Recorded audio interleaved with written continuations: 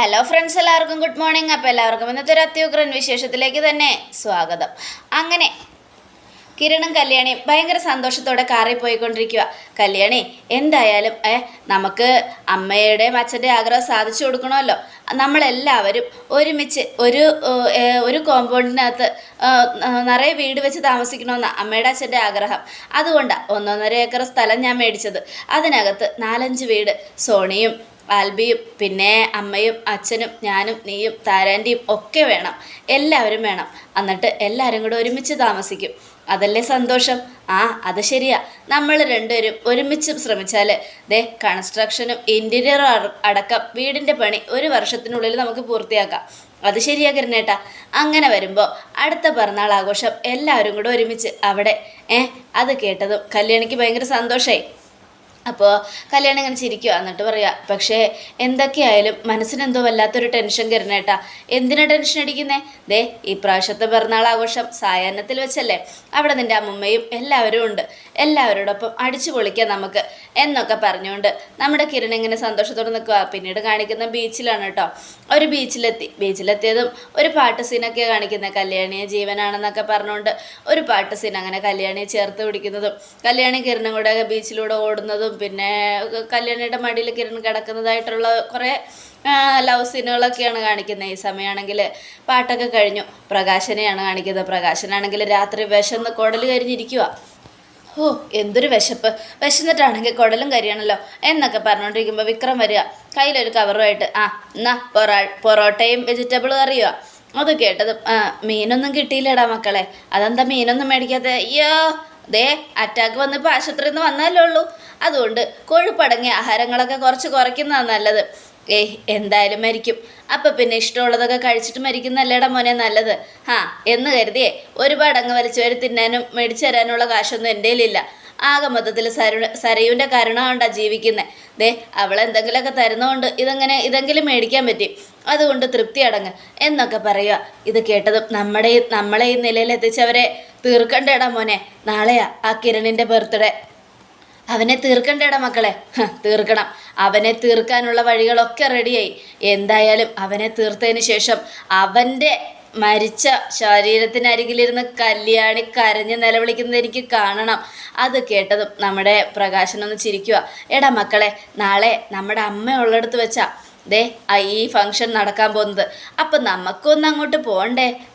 ഞാൻ കാണാൻ ആഗ്രഹിക്കാത്തവരെയാ അച്ഛനിപ്പോൾ കാണണമെന്ന് പറയുന്നേ. എനിക്കതുങ്ങളെ തീരെ കാണണ്ട. എടാ, കാണാൻ പോകുന്നത് എൻ്റെ അമ്മയാടാ, നിൻ്റെ മുത്തശ്ശിയെ. അങ്ങനെ കണ്ടേച്ചും നമുക്ക് അവിടെ ഒരു അഭിനയിക്കാം. അമ്മയെ കാണാൻ വന്നെന്നുള്ള രീതിയിൽ നമ്മൾ നല്ലവരായെന്നും അവരെ ബോധ്യപ്പെടുത്താം. അതിനുശേഷം അവരോട് മാപ്പ് പറഞ്ഞ് അവരുടെ പിറന്നാൾ ആഘോഷത്തിന് പങ്കെടുക്കുന്നു. നിങ്ങൾക്ക് നാണമൊന്നുമില്ലേ ഇത്രയൊക്കെ അനുഭവിച്ചിട്ടും വീണ്ടും അവരുടെ കാലിലിടയിലേക്ക് പോയാൽ? എടാ മക്കളെ, ഞാൻ പറഞ്ഞത് നിനക്ക് മനസ്സിലായില്ല. എടാ, നമ്മൾ അവരുടെ അടുത്തേക്ക് പോകുന്നു. അതിനുശേഷം അവരെ നമ്മൾ പറഞ്ഞു പറ്റിക്കുന്നു. നമ്മൾ നല്ലവരായി അവർ വിശ്വസിച്ചോട്ടെ. പിറന്നാൾ ആഘോഷം അടിപൊളിയായിട്ട് ആഘോഷിക്കുന്നു. നമ്മളും ഒപ്പം കൂടുന്നു. അതിനുശേഷം അവൻ മരിച്ചു കിടക്കുമ്പോൾ അവൻ്റെ മരണാനന്തര ചടങ്ങുകൾ പങ്കെടുക്കുമ്പോഴും നമ്മളവിടെ ഉണ്ടാകുന്നു. അതിൻ്റെ അർത്ഥം എന്താണെന്നറിയാമോ? നമ്മളാണിത് ചെയ്തതെന്ന് ഒരെണ്ണത്തിനും സംശയം ഉണ്ടാവാൻ പാടില്ല. അതിനു വേണ്ടിയാണ് ഇങ്ങനെയുള്ള കാര്യങ്ങളൊക്കെ ചെയ്യുന്നത്. അത് കേട്ടതും നമ്മുടെ വിക്രം, എന്നാലും അച്ഛാ, എനിക്ക് അവറ്റകളെ കാണുന്നത് തന്നെ ഇഷ്ടമല്ല. അങ്ങനെയുള്ളപ്പോൾ അവിടേക്ക് പോകുന്നത് ശരിയാണോ? അത് ശരിയല്ലാൻ തന്നെ അച്ഛൻ എൻ്റെ മനസ്സ് പറയുന്നത്. അതുകൊണ്ട് വേണ്ട. അത് കേട്ടതും മോനെ വേണം. നമ്മളെ സംശയിക്കാതിരിക്കാൻ അത് തന്നെ ചെയ്യേണ്ടത്. കിരണും കല്യാണിക്കും ശത്രുക്കളായിട്ട് നമ്മൾ മാത്രമേ ഉള്ളൂ. അങ്ങനെയുള്ളപ്പോൾ നമ്മളോടുള്ള സംശയം മുറുകുമെന്നുള്ള കാര്യം ഉറപ്പാണ്. ജയിലിലേക്ക് പോകേണ്ടി വന്നാലും ഞാൻ അവനെ കൊല്ലുവച്ചാ എന്നും വിക്രം തറപ്പിച്ച് പറയാം. എന്നാൽ അവൻ മരിക്കുന്നതിന് മുമ്പ് അവൻ്റെ സന്തോഷം നമുക്കൊന്നും കണ്ട് ആസ്വദിക്കാടാ. എന്നാ ശരി, അച്ഛൻ പറയുന്ന പോലെ എന്നൊക്കെ പറഞ്ഞുകൊണ്ട് വിക്രമും സമ്മതിക്കുകയാണ്.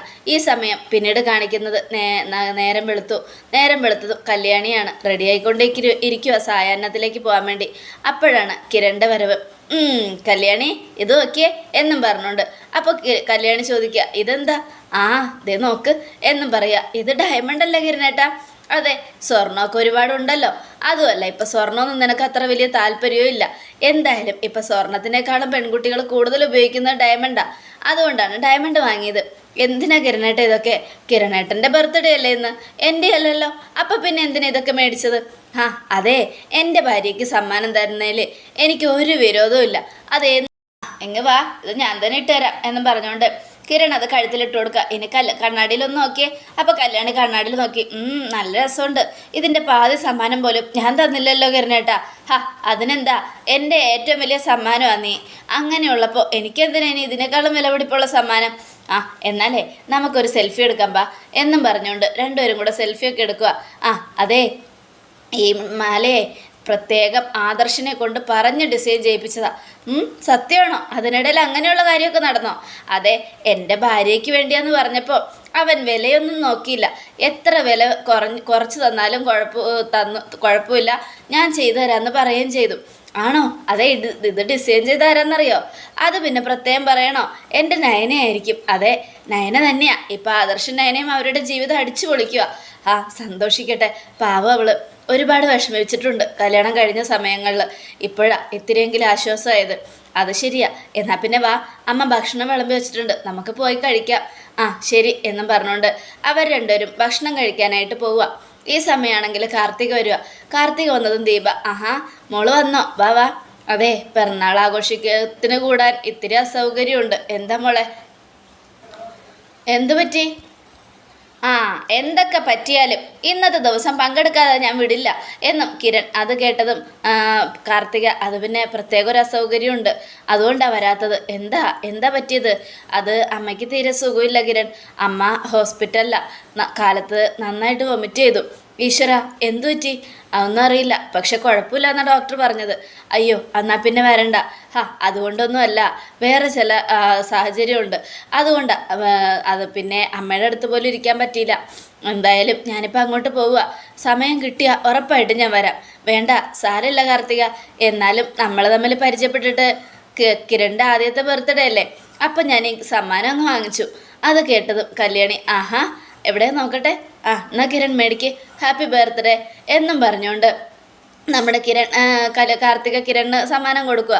അപ്പോൾ അതേ, പിറന്നാളായിട്ട് എൻ്റെ ഭാര്യ എനിക്ക് കുറേ സമ്മാനം തന്നു, അതിൻ്റെ ഒരു ഇതായി കിടക്കുന്നേ കണ്ടോ എന്നും പറഞ്ഞിങ്ങനെ കാണിക്കുക. അപ്പോൾ കാർത്തിക ചിരിക്കുക. ഈ സമയം അതിനകത്തൊരു ചെറിയ മോതിരമുണ്ട്. കിരണിന് പാകമോന്ന് എനിക്കറിയില്ല, എന്നാലും വെച്ചോ. അത് കേട്ടതും നമ്മുടെ കിരൺ, എന്തിനാ കാർത്തിക സ്വർണ്ണമൊക്കെ മേടിച്ചത്?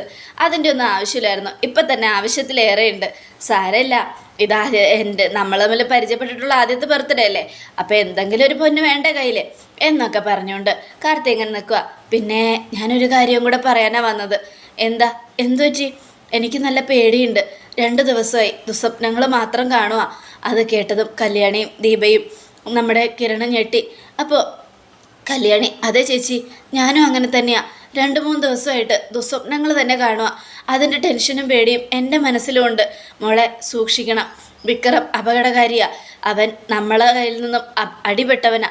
നമ്മളിൽ നിന്നും എല്ലാം നമ്മളുടെ കയ്യിൽ ഉണ്ടായിരുന്നത് പോലും അവനില്ല. നമ്മുടെ കൂടെ നിന്ന് ഒരുപാട് നേടിയെടുക്കാമെന്ന് കരുതിയവനാ എല്ലാം നഷ്ടപ്പെട്ടത്. പെട്ടെന്നൊരു സുപ്രഭാതത്തിലെല്ലാം നഷ്ടപ്പെട്ട ആ ഒരു ഭ്രാന്ത് അവൻ്റെ തലയിലുണ്ടാവും. അതുകൊണ്ട് തന്നെ നമ്മൾ സൂക്ഷിച്ചാൽ മതിയാവും.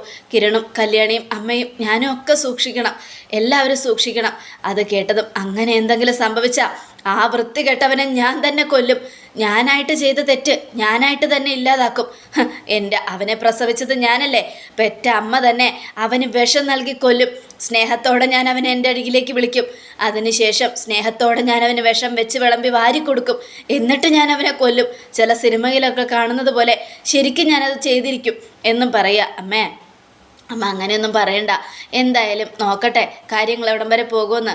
അമ്മ പേടിക്കൊന്നും വേണ്ട, ധൈര്യമായിട്ടിരിക്കുക. ഇല്ല, എന്നാലും ഒന്ന് സൂക്ഷിക്കണേ കിരണേ, അമ്മയുടെ അസുഖം തന്നെ എനിക്ക് പേടിയാവുക എന്നൊക്കെ പറഞ്ഞുകൊണ്ട് കാർത്തിക അങ്ങ് പോവുക. കാർത്തിക പോയി കഴിഞ്ഞതും കിരണേട്ടാ, കാർത്തിക ചേച്ചി പറഞ്ഞതിലും കാര്യമുണ്ട്. ഞാനും 2-3 ദിവസമായിട്ട് ഇങ്ങനെ തന്നെയാണ് കാണുന്നത്, എനിക്ക് നല്ല ടെൻഷനായി എന്നൊക്കെ പറയണം. അത് കേട്ടതും പേടിക്കേണ്ട കല്യാണി, എന്തിനെങ്ങനെ ടെൻഷൻ അടിക്കുന്നേ?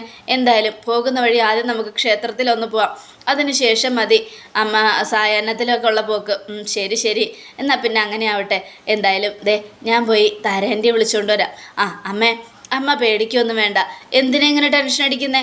ദേ ഒരാപത്ത് സംഭവിക്കില്ല. അമ്മയുടെ മോൻ അങ്ങനെ ഒന്നും ഞങ്ങളെ ചെയ്യാൻ പറ്റില്ല, പേടിക്കാതെ കേട്ടോ എന്നൊക്കെ പറഞ്ഞ് ആശ്വസിപ്പിച്ചിട്ട് അങ്ങോട്ട് പോവുക. ഈശ്വര, എൻ്റെ മരുമോനും മോക്കും ഒരാപത്ത് സംഭവിക്കരുതേ. എൻ്റെ വയറ്റിൽ വന്ന് ജനിച്ച ആ കാലം കാരണം എൻ്റെ മരുമോൻ എന്തെങ്കിലും സംഭവിച്ചാൽ അവനെ ഞാൻ ഉറപ്പായിട്ടും തീർക്കും ഈശ്വര. ഇത് ഞാൻ പറയുന്ന സത്യമായി.